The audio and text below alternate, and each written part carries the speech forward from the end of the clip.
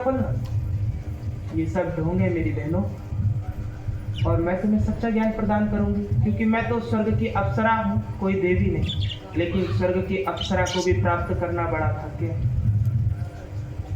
क्या तुमने भगवान देखे? सपने में तो सबको आते रहते हैं, तुमने भगवान देखे? नहीं ना। कोई सबूत है तुम्हारे पास भगवान दिखने का? लेकिन विश्वास है? क्या भागवत गीता में भगवान कृष्ण अपना अंगूठा लगा करके गए? नहीं ना। क्या रामायण में भगवान राम अपना अंगूठा लगा के गए कि हम थे? नहीं। लेकिन विश्वास है कि भगवान राम थे, विश्वास है कि भगवान कृष्ण थे। तुम्हारे पास क्या सबूत है कि तुलसीदास जी ने रामायण रामचरितमानस को दोबारा लिखा वाल्मीकि जी के बाद? सबसे पहले वाल्मीकि जी की, दूसरी तुलसीदास की। तो क्या वाल्मीकि और तुलसीदास जी ने अपनी रामायण में अंगूठे लगाए हैं? नहीं लगाए ना।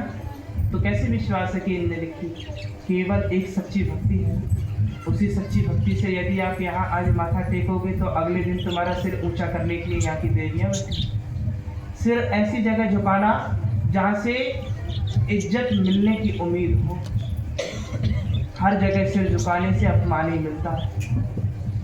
अभी तुमसे किसी की लड़ाई हो और तुम जाकर के उससे कह देना कि हमारे यहाँ सत्संग हो रहा है, जरूर आना, तो वो तुम पे भड़क उठेगी, ना जाने कहाँ कहाँ जाकर के क्या क्या करा करके लाती है।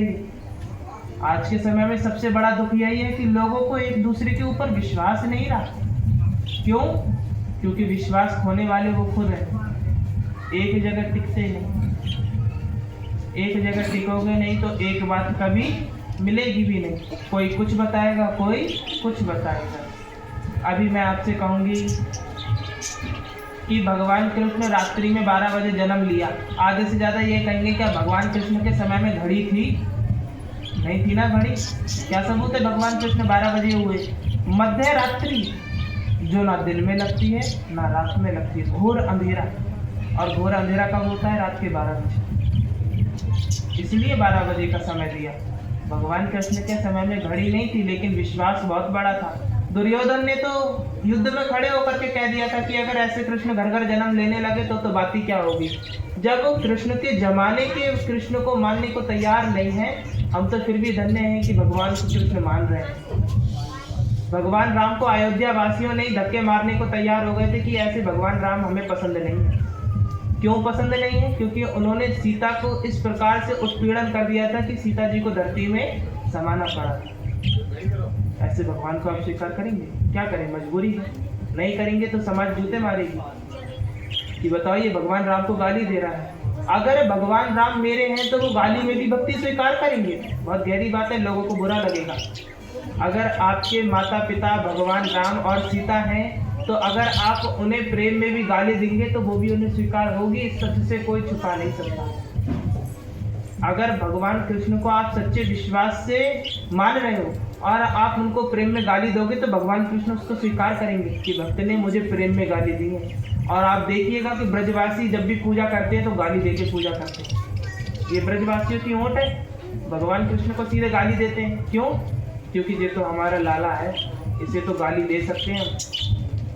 कभी भी कोई कन्हैया को बूढ़े रूप में नहीं पूछता, सदैव बाल रूप में पूछते हैं कि ये तो छोटा सा बालक है। क्यों? क्योंकि उनकी छवि इतनी सुंदर है। तो इसी प्रकार से आप दरबार में आ रहे हो, क्या दरबार में बैठी हुई देवियों को आप अपनी माँ के रूप में नहीं पूछ सकते? अरे कितने कितने बड़े धर्म गुरु इस संसार में बैठे हैं और गुरु अपनी तस्वीर लगवा देते हैं, अपनी पूजा करवाना शुरू कर देते हैं कि हम ही भगवान हैं। साकार विषरी अपने आप को भगवान घोषित कर दिया। और आसाराम बापू अपने आप को भगवान घोषित कर दिया कि हम पिछले जन्म में नारायण थे। मैं ये कहना चाहूँगी, अगर ऐसे धर्म गुरु होने लगे तो सर्वनाश ही होगा। अगर साकार विषरी भगवान होते तो दान लेने की क्या जरूरत है? आप भगवान हैं, भगवान का काम लेने का नहीं देने का है। इसलिए भगवान को पहचानने से पहले उसके कर्म भी देख लीजिए। आप इतना दान नहीं चढ़ाते हैं दरबार में जितना मैं आपको दे देती हूँ। प्रति दरबार में हलवे का प्रसाद का पैसा दरबार से ही निकलता है। प्रति दरबार में भक्तों के वस्त्र आने के लिए पैसा दरबार से निकलता है। ये 2 लाख का छप्पर पड़ा, अभी तक दरबार में किसी ने 1 लाख की नींव नहीं भरी। कहाँ से पड़ा? दरबार के पैसों से पड़ा। हारमोनियम, तबला, ढोलक इत्यादि कई प्रकार के और प्रति मंगलवार को होने वाले हवन के पैसा दरबार से ही निकलता है, कोई आकर के दे करके नहीं जाता कि इस बार का मंगल का हवन हम करवाएंगे या अगली बार का हम करवाएंगे। इतनी हिम्मत किसी में नहीं। तो आप लांछन लगाने से पहले 10 बार सोचिएगा भी कि हम जिस सच्ची जगह पर जा रहे हैं वहाँ के लोग इतने ईमानदार हैं, तो धोखा कैसे दे सकता है कोई। अरे पल पल पर धोखा मिले, पल पल पर घाव है, कि जिस जगह पर तुम बैठे हो वहां से तुम्हें धोखा और घाव ही मिलेगा। लेकिन सच्ची भक्ति यदि पानी है तो दरबार में आना पड़ेगा। तुमसे किसने कहा कि तुम प्रतिदिन आकर के दीप जलाओ? तुमसे भगवान आके कह रहे हैं कि तुम मेरा दिया जलाओ? नहीं ना। लेकिन आप अपनी विश्वास से जगा रहे हैं। रोज दिया क्यों जलाते हो? क्या कारण है दिया जलाने का? विश्वास है। अगर दिया जलाने से भगवान प्राप्त हो रहे होते तो आज से तो भगवान अब तक प्राप्त हो जाने चाहिए। रोज धूप लगाने से यदि भगवान प्राप्त हो रहे होते तो आज आपके पास भगवान होने चाहिए। क्यों नहीं है भगवान?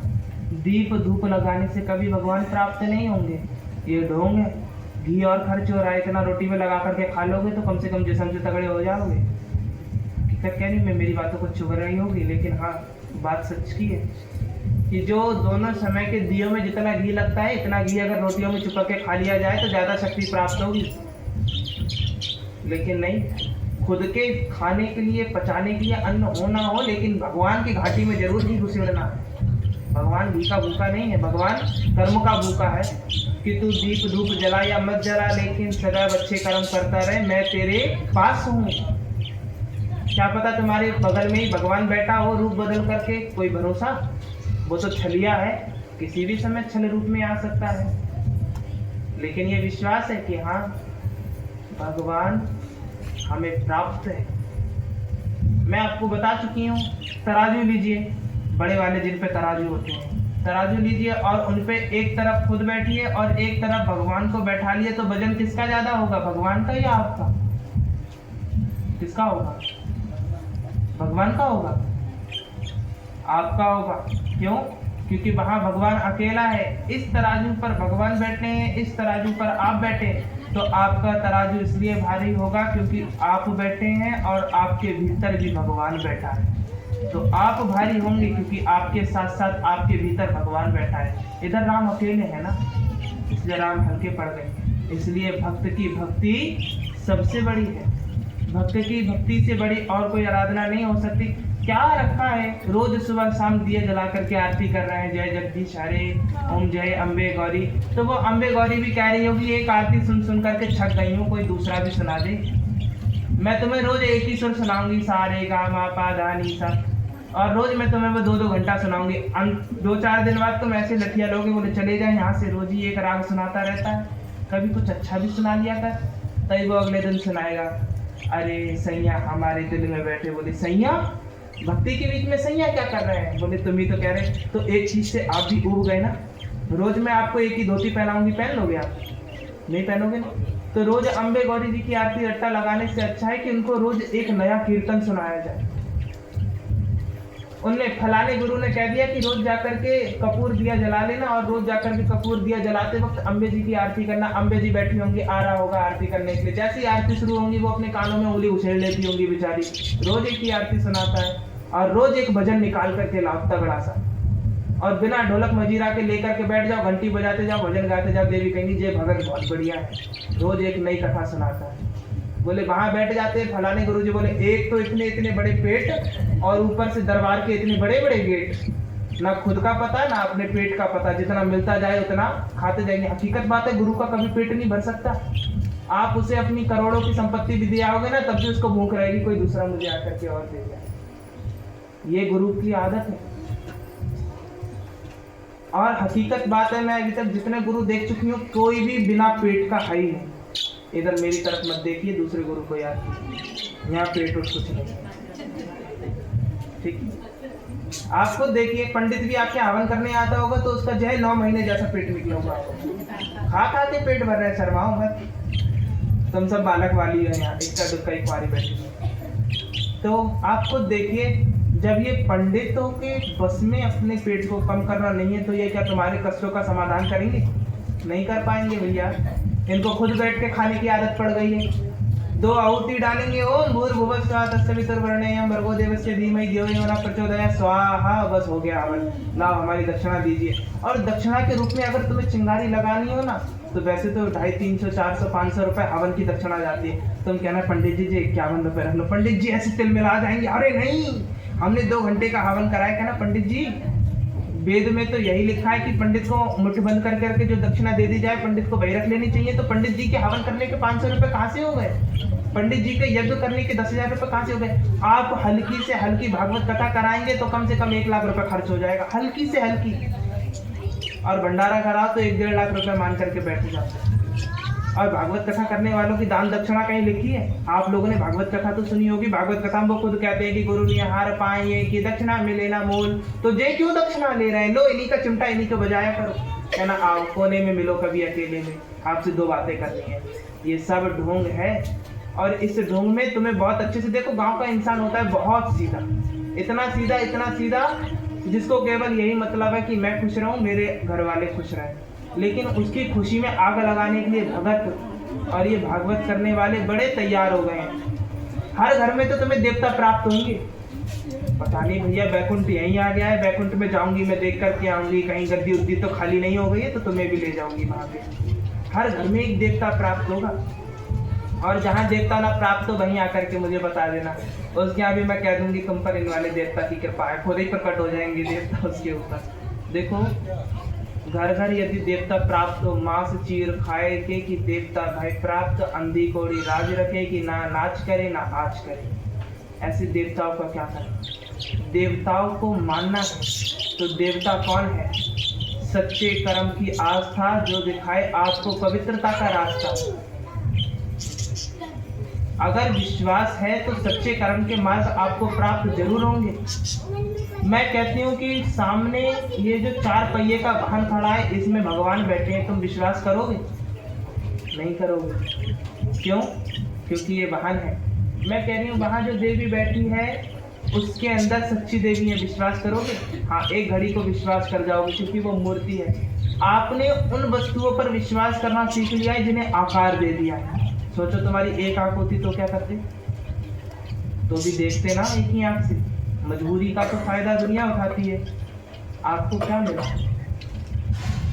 संसार में आना जाना तो लगा रहता है लेकिन मानने वाला कोई एक ही होता है। तुम्हें क्या लगता है कि यहाँ पर आने से क्या मिलेगा? कोई उम्मीद है? लेकिन यहाँ कुछ स्त्रियाँ ऐसी बैठी हैं जो कहती हैं हमें कुछ मिले या ना मिले लेकिन हमें वचन जरूर मिलते हैं। और वचन के माध्यम से ही संसार चलता है। आपने देखा होगा नाटकों में एक चीज दिखाते हैं, जाओ तथास्तु तुम्हारा काम हो जाएगा। तो मैं भी आपसे कह रही हूँ जाओ तथास्तु तुम्हारा बेड़ा पार हो जाएगा। तो विश्वास करोगे? नहीं कर पाओगे एकदम। क्यों? तुम कहोगे हमें बात करनी है, हमें जब तक देवी जी की घाटियाँ जोड़ नहीं जाए तो लो हम जाएंगे नहीं यहाँ से। हर बार का नाटक है आप लोगों का। मैं परेशान हो जाती हूँ। पिछली बार तो मैं सुन करके छक गई थी, मैं गद्दी पर से उठ गई थी। एक ही पदावली बार बार सुनाई जा रही थी। कुछ तो ऐसी थी जिनके पेट में बवंडर बनने थे। अरे थोड़ी बात और करा दो, थोड़ी बात और करा दो। मैं आपसे बात कर रही हूँ ये कम है? कने कने की लाज रखने वाली, कने कने की बात करने वाले पिछले दरबार में क्या कह रही थी? इतने दिन से दरबार में आ रहे थे, अब जाकर के हमारे पेट में शांति पड़ी जब हमने देवी जी से 2 बातें करी। तो उनसे मैं ये पूछना चाहूंगी अब तक तो पेट खराब रहा होगा है? ऐसा मत करो माताओं बहनों। मैं आपके लिए सदैव देवी रूप में प्राप्त हूँ और होती रहूंगी, लेकिन कभी ऐसा मत करना जिससे तुम्हें नुकसान हो जाए। बात हो या ना हो लेकिन कृपा जरूर होगी। और हमेशा प्रयास किया करो कि देवी जी के सामने उनके 2 वचन हमें याद रहे। आपको अभी तक एक भी दरबार का कोई वचन ढंग से याद नहीं होगा, लेकिन एक वचन याद करके जाया करो कि देवी अगर 100 वचन देती है तो एक वचन हमें सदैव याद रहे। बोले मस्तक पर तिलक लगाने से पंडित नहीं बन जाओगे, भक्त नहीं बन जाओगे, लेकिन हाँ जो तुम्हारे अगल बगल के होंगे उन्हें पेट में दर्द होने लगेगा।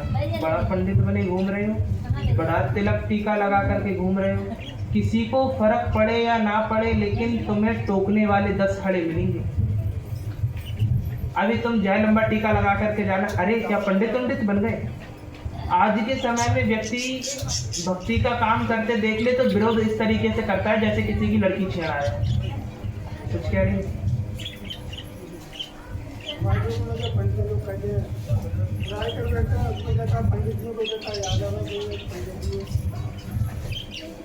तुम भी कह दिया करो, ना हम पंडित है ना हम यादव है, हम इंसान है। बहस हो जाती है, बहस हो जाती। हाँ मैं समझ गई, आपस में जर करने लगते हैं। और आप एक चीज बड़ा ध्यान से देखिएगा, और दो पंडित बैठे हो तो उन दो पंडित के इशारे इस तरीके से चलते हैं जैसे दोनों जन्मों से मिले हुए हो। कहीं के भी पंडित हो, कहीं से भी मिले, भागवत कथा करने वाली स्त्रियां अगर भागवत कर रही होंगी तो उनके पंडित के कान ऐसे रहेंगे गधे की तरह खड़े हुए कि कहीं कोई 1 रुपया उठा करके ना ले जाए। वहां पंडित जी आला सुना रहे हैं कि हमारे बीच बस गो घनश्याम, इधर नेत्र टिके, अरे 10 रुपए आ गए, 20 रुपए आ गए। हकीकत में इधर हारमोनियम नहीं देखी जा रही, उधर दान देखा जा रहा, कटोरा भर गया। अच्छा आज की कथा को विराम देते हैं, अब समय हो गया नोट की। यहाँ ऐसा नहीं चलता है। यहाँ काम क्या है, यहाँ मैं ये देखती हूँ कि आज कौन कौन उपस्थित है, और जो उपस्थित नहीं होता उसको सपने में जाकर के डरा देती है। क्यों नहीं आई थी अगली बार में, अगले दरबार में आती है, पता नहीं माता रानी दरबार को लेके सपने देख रही हूँ मैं, मेरी हंसी नहीं रुकती है। आपको डराया इसलिए गया ताकि आप छोड़ ना दो। आपको ये समझना चाहिए कि जो हम हैं वो आप